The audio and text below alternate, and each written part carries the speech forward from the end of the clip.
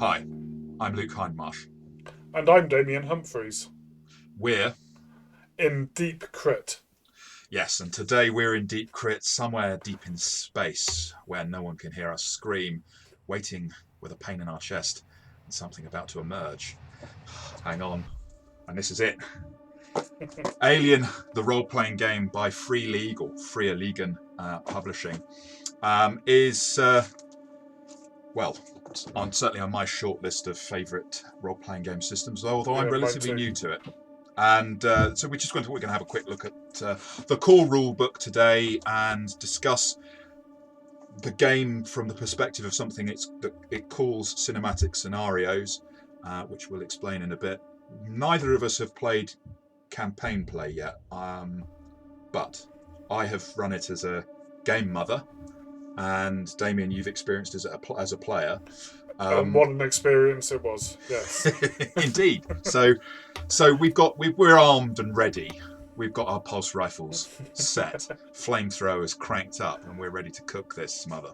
But we can't nuke it from orbit, unfortunately. No. Um, so let's just do starting out the sort of the view of the book itself. I think one of the first things I'd make the observation about is it's a beautiful book. You'll be able to see some of the artwork that's inside it behind us. You've got the PDF, I've got the hard copy, so Yeah. you've been exposed to it as well. I have. Talking about Apparently it smells very nice, but I Yes, it haven't does. experienced The that. smell of terror. It does actually smell. The printing is bizarre. It actually has a good smell. But looking inside it's nicely laid out. We'll talk about that in a bit. But the print quality is some of the highest I've seen. So the Yeah, paper. and that transfers into PDF really well as well. The PDF's really easy to read, particularly if you're reading it on a computer screen or a tablet or something. It's a lot easier than some other systems can be on to read on PDF, I think. Yeah, they've really thought about sort of the colour. It's black background with sort of stars, etc. And there's these boxes of text, but it jumps out at you whilst having the sort of tone, the sort of green writing, I think it's even the font from the films, and it all comes together with this fantastic artwork. One of the ways that it comes in at a sturdy, significant 392 pages. It's not a thin book. You're getting some bang for your buck here in terms of what's in it. Layout. My perspective on it is it's very easy to navigate. What's been your experience as a player looking through the PDF? Yeah, but very much the same. There are sections of the PDF that I haven't gone into, the game mother sections. I've looked at it purely from a player's point of view. Um, the introduction, you've got your standard introduction, I guess, that you get to all role playing games. So a bit about the setting, and it talks about the setting of Alien being very much akin to the movies. Expands on that a little bit for those of you maybe not so familiar with the extra lore, the kind of expanded Alien universe. If you just watch the movies, it kind of gives you a bit more information about political and corporate power structures. You've got your standard what is a role playing game, and then it explains the mechanics of this game really, really easily. It's very easy to follow through the instructions for playing the game, and it Logically, teaches you. yeah, it's Yeah, it's logically really set out, isn't logically, it? I think that's really logically set out. You're not overwhelmed with tables and facts and figures. Uh, yeah, gradually builds up for what you can and cannot do. The character creation section we'll get onto in another video because we played a cinematic um, encounter, a scenario. cinematic scenario Yeah. in which we didn't do character generation. But I've read through it and it looks pretty straightforward. To be fair, um, there's choice, but it's not overwhelming. I think when we've been playing, it's been so you found it relatively intuitive to go through the PDF. I've certainly found it very simple. I've got the book in front of me as Game Mother. I want to go. Oh, okay, I have a Game Mother screen as well because I had to invest in that. But Obviously, when I yeah, obviously. But when I so we've been playing online. But even still, being able to find something in the book and just refer to where I would expect it to be, the bits of information that are grouped together and how that's set out. It's there's always going to be some hunting around for a particular rule, but it always felt very easy and intuitive. Um, yeah. There's some there's some systems out there which we may or may not review at a future date that are just so illogical in the way they're set out that actually hunting for a rule becomes a skill check all in itself. Yes, I'm afraid I'm prepared to drop which one we're talking about. That's the Deathwatch role-playing Deathwatch, game. yes. The core rules, anyway, has sent us at times going slightly crazy trying to find the rule that we're looking Indeed. for. But they're also, in addition to being well laid out, it's got a decent index. Here's looking at you, traveller. Because the core rulebook without an index to it.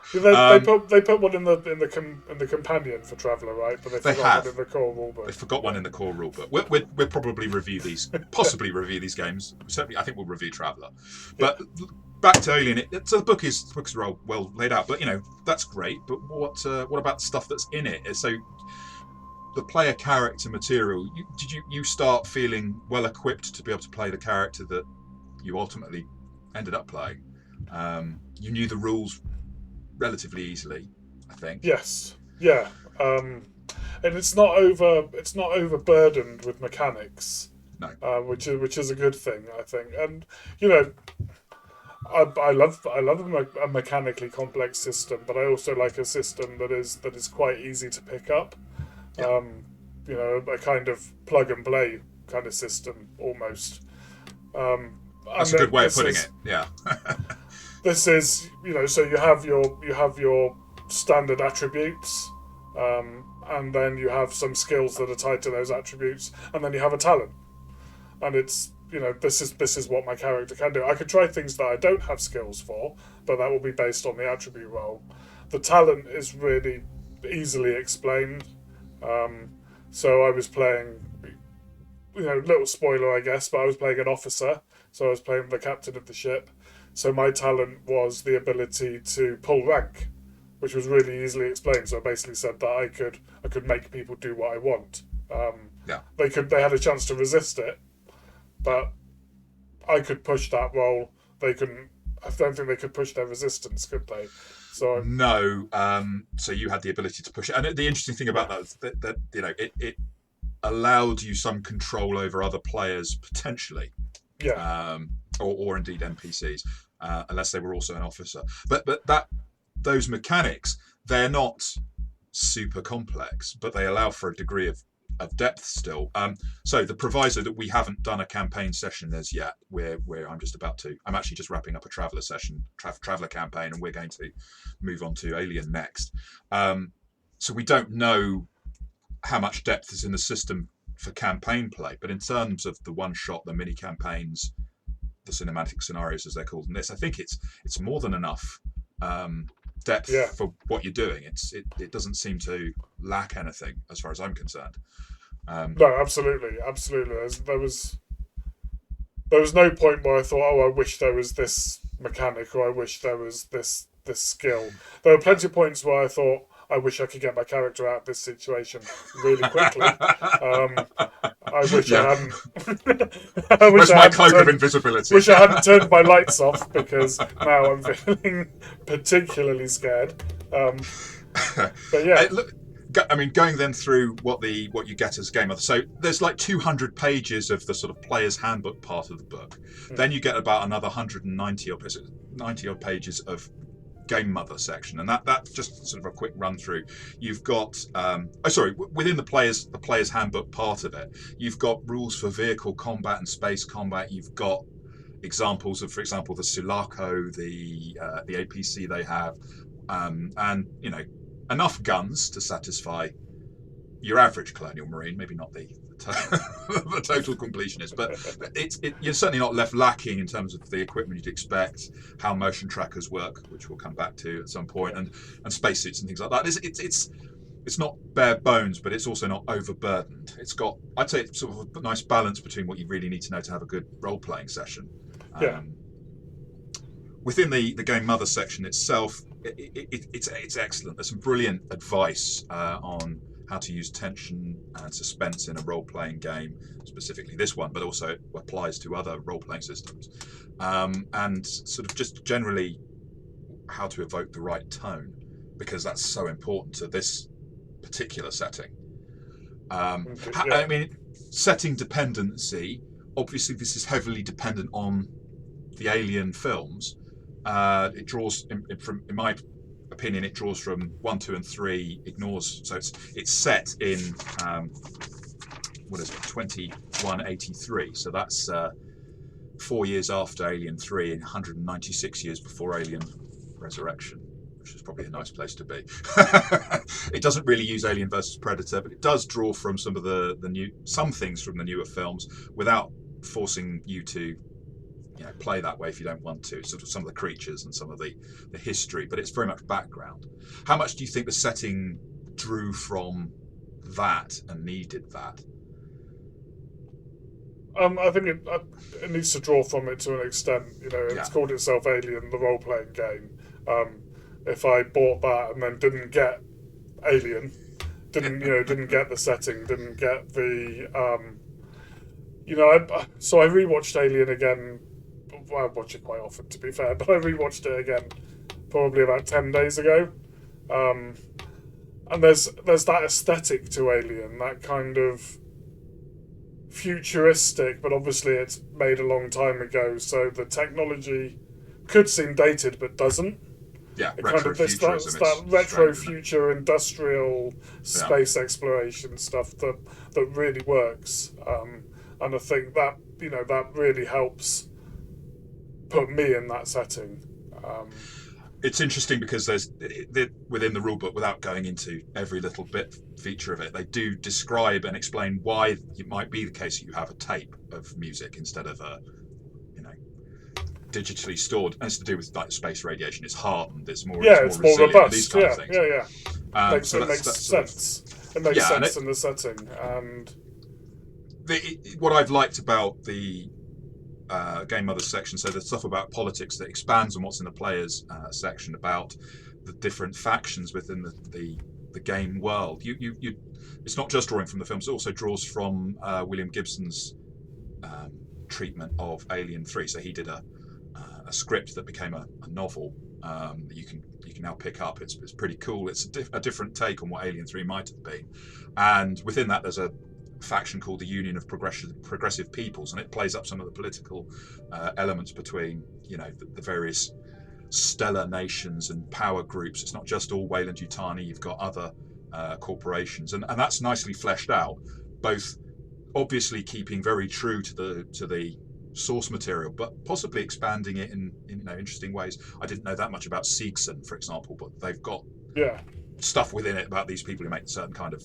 They're not a second-rate Weyland-Yutani, but it's just nice to have that extra bit of detail. And you also within the Game Mother section, you've got this how to run it, how to set a campaign, how to create tension. You've got these tools for building both cinematic scenarios and campaigns, so tables that you can roll on for creating adventures, really. So you could be doing things on the fly thanks to the campaign book, which we'll discuss in more detail when I've actually done so.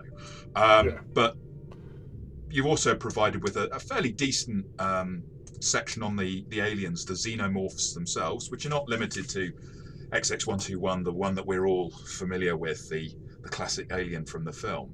You've got a few monsters to be threatening your players with. Yes. It's not quite a full monsters manual sort of parade of creatures, but then this isn't really a system that would suit that, I don't think. No, it's not. It's not that kind of game. And it's interesting you spoke about the kind of the political structure. There's a real big part of that as a player, and we'll come on to things like agendas and stuff like that. But there's already a kind of a background tension to the game because there's, you're like a space trucker and you need to make your money. You need to get your quota to get your money to pay off the corporation for the ship, and you've got a corporate stooge who's on board, and all there's already all these kind of tensions built into that corporate political world. The human element is very strongly part of the and the kind of monstrous behaviour of people, and then you get the various monsters, the xenomorphs, and you don't need a whole lot of them. This isn't a fantasy role-playing game where it's travelling around the countryside, murder hoboing every humanoid creature you come across. It'd be a bit difficult to do that in Alien because you wouldn't survive past the first. Wouldn't survive. But there's enough of them. We encountered enough of them for there to be some variation, Yeah. and frankly, they're terrifying. They're also very. I think part of that obviously draws from the films, but they're also pretty lethal. Yeah. I mean, so within just finishing off what you get in the book, you're also getting some guides to do with details of the solar systems that you can visit, which all seem to be based off real solar systems. Obviously, whether or not they're actually in any way having planets around them, we don't know for sure. But there's been some effort gone into making it feel a degree of hard sci-fi about it without forcing that. It's not ramming it down your throat, but it's and you're not impregnating you and then coming out with a chest burster about hard sci-fi. It's very much just pitched right for this feel of it could be real. I think. Yeah. It's grounded in space reality, if that makes any sense. But yeah, so you've got that, and to top it all off, there's a cinematic scenario in the book. Yeah. This is not the cinematic scenario. I haven't run this one yet. It's called Hope's Last Day. It's about Hadley's Hope, and we'll not say any more because it would include spoilers. But it is. I've read through it. I've looked at it. It's probably the shortest cinematic scenario that Free League have produced to date. I would think it's worth running, and a nice little introductory session, but you haven't experienced it yet. No, not yet. Not yet. Yeah, and maybe I'd quite like to have a go at running that, perhaps, and Yeah. getting a taste behind the game mother's screen, and maybe running that as a game at some point. I would absolutely never want to be a player in this.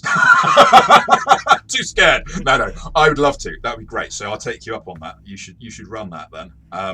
Because I'd like to be on the other side of the table. It's one of those games where it's going to be an experience. Yeah. I think this is more of a role-playing experience in my head rather than as a role-playing game with the cinematic scenarios at least. Yes, yeah, and I think, I come from a place of some knowledge of the films and the greater lore surrounding Alien. So I came from a place of kind of expectation of what I was going to get. Yeah.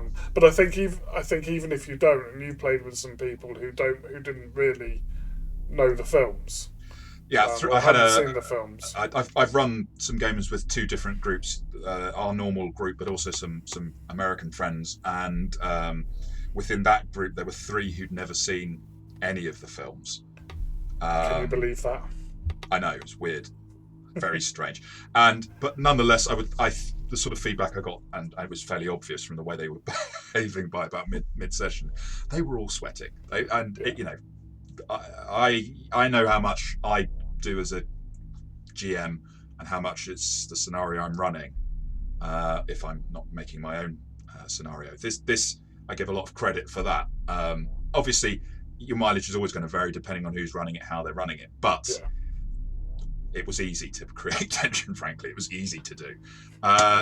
One of the things I think that causes, and let's look at the mechanics of this and how it works, the stress mechanic.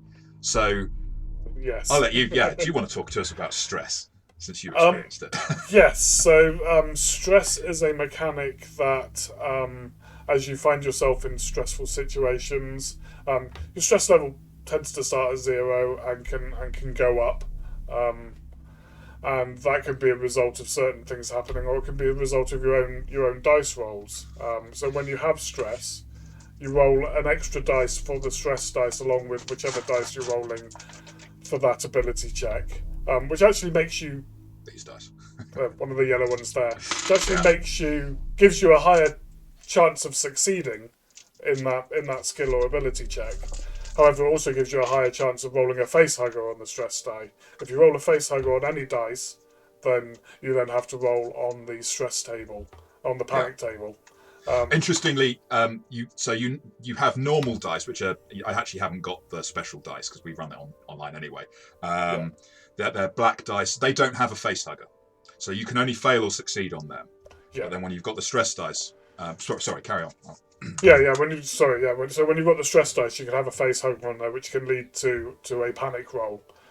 And you roll on a panic table, and there's various degrees of panicking, from kind of freezing and losing your action, developing a tick, which then can cause the people around you to then have to make a panic roll, or to increase their stress by one, which then may then lead to them panicking more easily. Um, it's this gradually building mechanic, and there are ways to reduce your stress. So having like a particular item. So my character, for example, had the corporate jacket that they could kind of spend some time kind of rubbing the corporate logo, being it's okay, it's all good, I know my place, I know what's going on in the world, just grounding myself to reduce my stress level. Yeah. Other people had other mechanics for that, other items for that. But the more it goes on, the more stress you get. So at first you can't roll particularly high on the panic table, Yeah. but then as you go further on and get more and more stress, you then can't roll low on the panic table. So the effects of your panic becomes greater. Pushing rolls induces stress, so you can try something, try and push a roll and get an extra chance of success. But that's going to increase the stress in that situation. Yeah, that's quite an interesting trade-off. So Yeah, you say you're trying to fix the engines on this ship to be able to get away from the planet, whatever scenario it is, and you fail. You can take +1 stress, re-roll, and you get the stress dice that you get to roll with it, which could give you that success. It's giving you another bite of the cherry, but at the same time, with the risk of panic. And panic yeah, doesn't. So at lower levels, it doesn't automatically mean you fail. But if they affect you roll on that panic table, would logically cause you to fail. Like you've dropped your gun or something like that. That yeah. can be really significant, I think.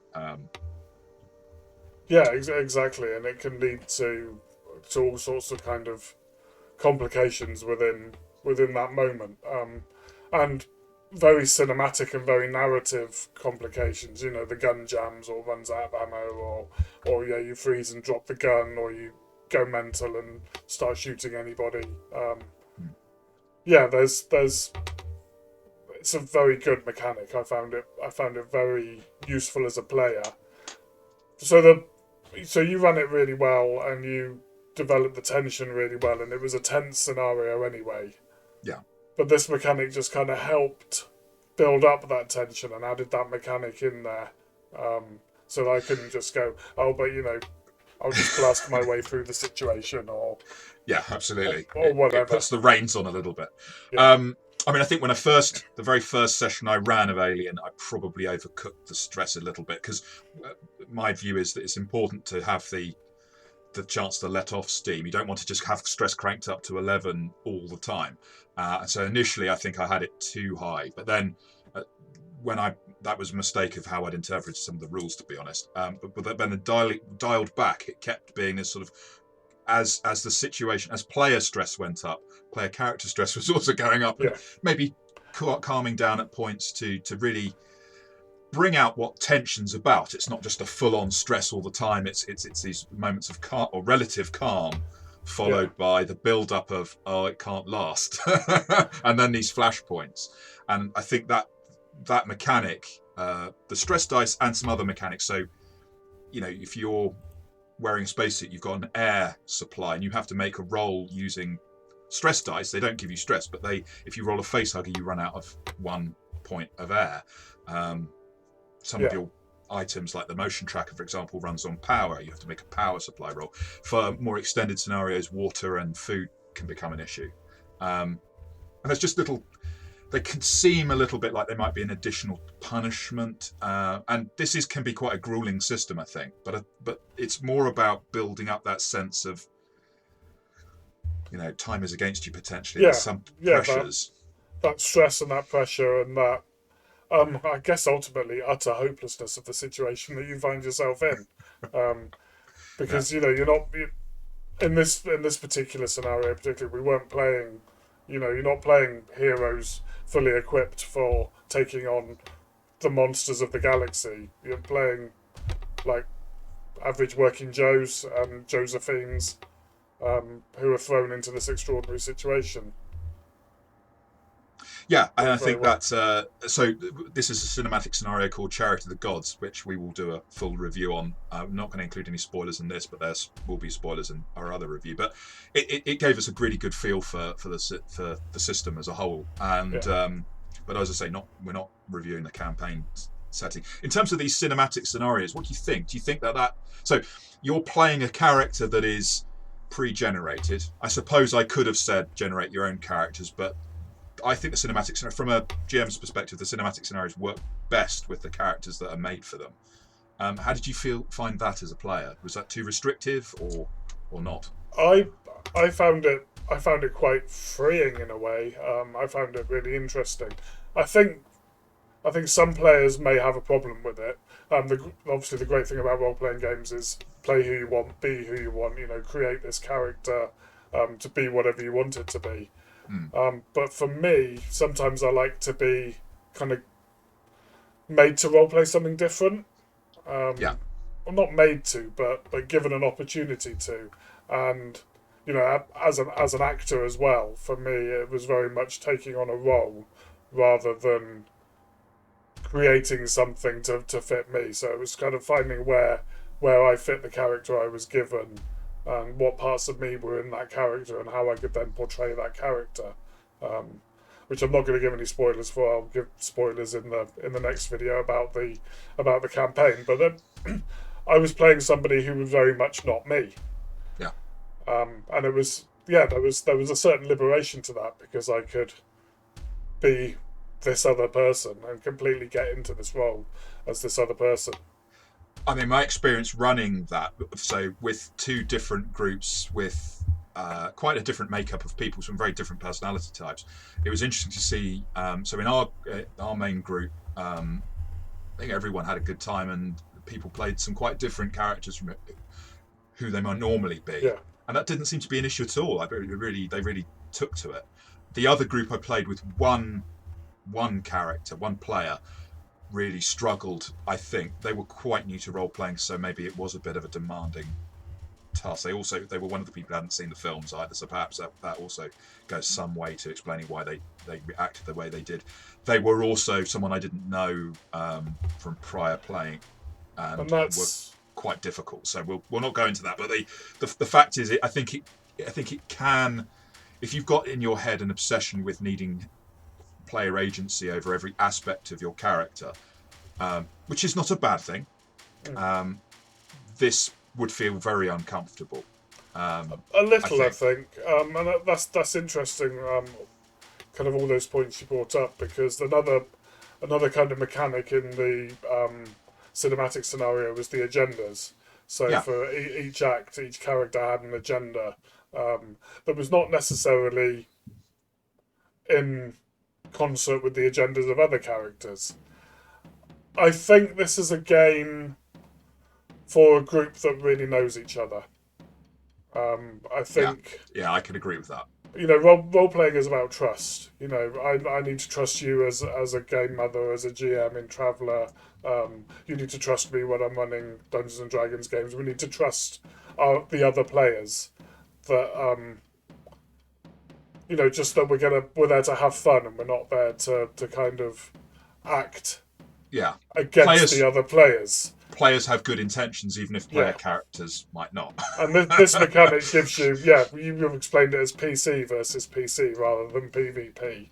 Yeah, Um, and I think you need, I think it maybe not need to, but it really helps if you have that trust as a group to know that this is character actions, yeah. and that I will explain some of my character actions when we review Chariot of the Gods. You need Um, to. You need to. I'm still explaining some of them. No, but the other players weren't Don't know your castigating me agenda. for those Yeah, actions yeah, yeah, because they knew that I was acting in character. It wasn't. yeah. And I think if you've got a group that maybe don't know each other quite so well, or there's an underlying animosity between any members of the group, that may get out of hand.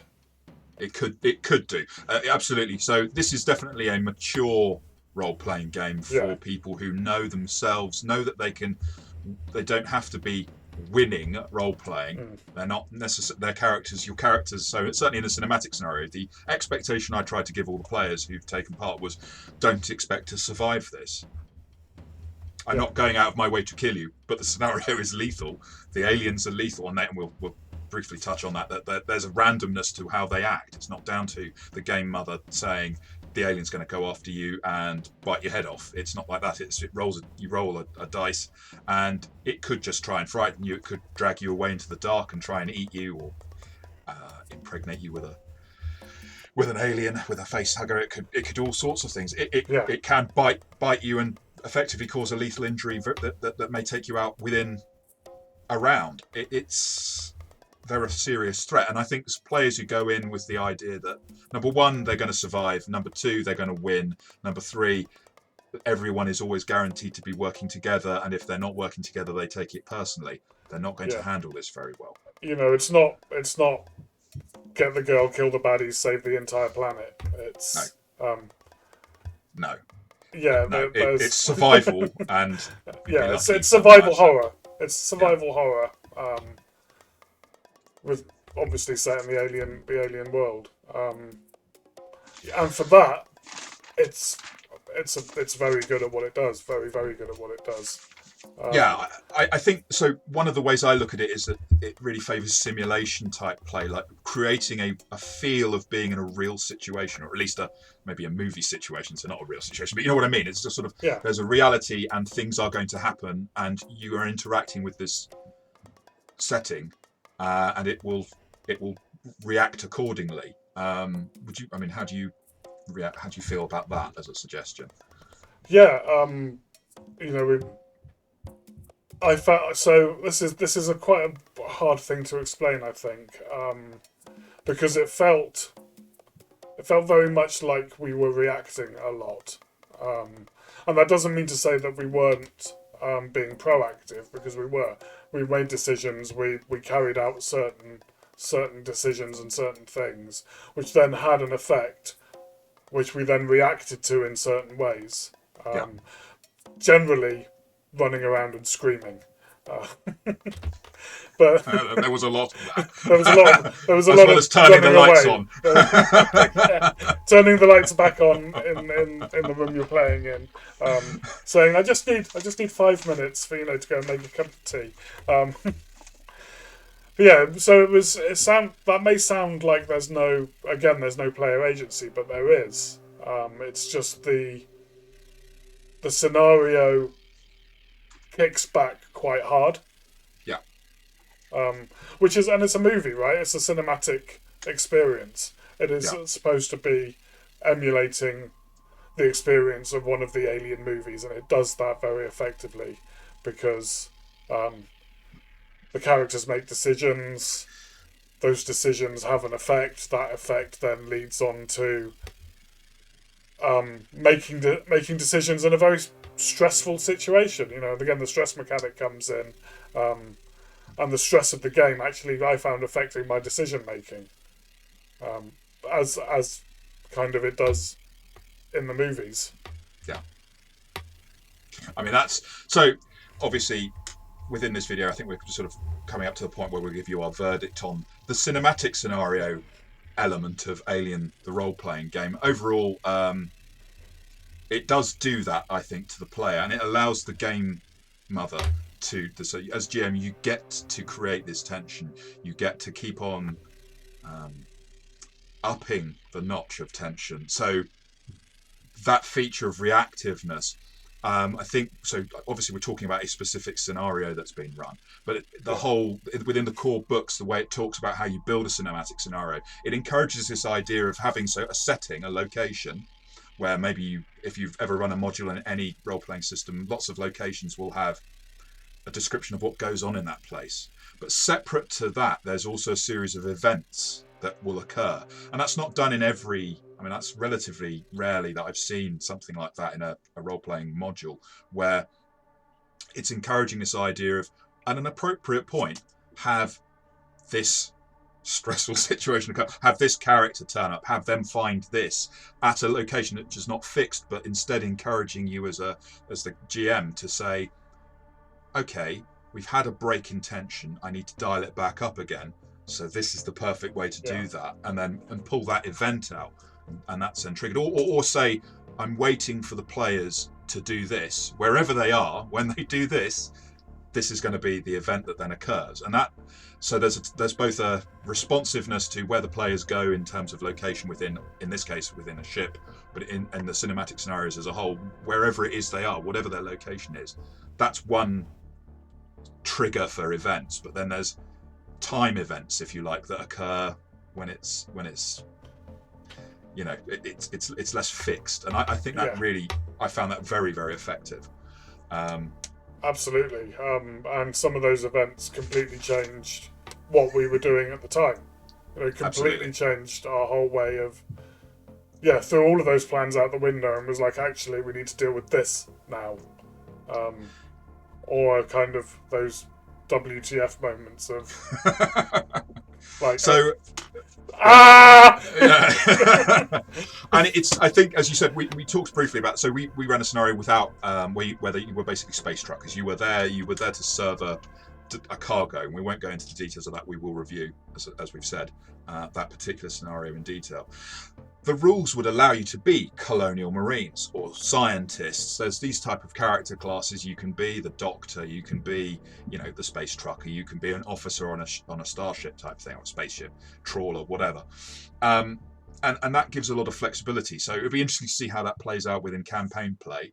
We've also got another cinematic scenario that I'm looking forward to running called Destroyer of Worlds, which is probably longer than the one that we have run. And we will be doing a review of that in due course if I have any survivors. Damien, where do you? So, where would you pitch this as a system? Are we 2 thumbs up, top tier? Yeah, this is top tier. This is top tier, 2 thumbs up system. Whether you're au fait with the alien world and whether you're into science fiction games or not, give this a go. You will not regret giving this game a go. I think it's very well presented, very well written, and hugely enjoyable, if stressful. Yes, it's the stuff of a system that is the stuff of nightmares, and you're still giving it 2 thumbs up. Absolutely is. For me, I loved my role as a game mother. I think I probably had the greatest fun I've ever had in the sort of say the hot seat. It was definitely hotter on the other side of the table, but it was great. And I thoroughly enjoyed it. And that's the biggest compliment I can give to it, is I have not had more fun running any system apart from this. There we go. So it's I'm obviously a big fan of it. I'm obviously a big fan of Alien, but yeah, it's. I'm going to find one critical thing to say, because I think, and we've talked about agendas in the right group. There is a critical thing to say. I'm going to say about the rules, that one thing I would change, and it's something I did change, and it's the motion trackers. That's the thing I'll finish off, and then if there's anything you want to say. But motion trackers, there's a way of running motion trackers which works better than the rules, in my opinion, which is you have a sound effect. You can do it at the desktop, you can do it in a virtual tabletop, and you just can have a sound effect that just gives that rhythmic thump, thump, thump, thump, and then you can use the sound effect to have the sound of an approaching thing. What that is, the players don't know. That's great. Sound effects, cool. Whether you don't use them or not. The problem with the motion tracker as it's presented in the rules is that the players choose to use it, they make a power roll, maybe it runs out. The motion tracker is a means for the game master, the game mother, to just keep that tension ticking over, to really torture your players if that's what you want to do, but to raise the stakes, to give them the feeling of, okay, there's no surprise here, something's approaching. You just don't have to have it enter sight. It can approach and disappear. This allowed me to give you the feeling, I think, of being hunted. And absolutely, the way the rules deal with it, you have to look at the motion tracker. It shouldn't be in the hands of the player. The motion tracker is, players, do you want to use the motion tracker? Players will say yeah, because they're not stupid. They want to know that a xenomorph's on its way to get them, or someone's approaching. Game mothers use that. You're in control of what it tells them when it tells them it, not when they look at it, is my opinion.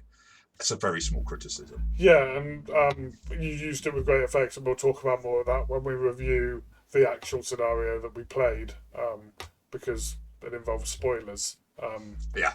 But yeah, it was frankly absolutely terrifying, and I'm still having nightmares about the sound of the motion tracker.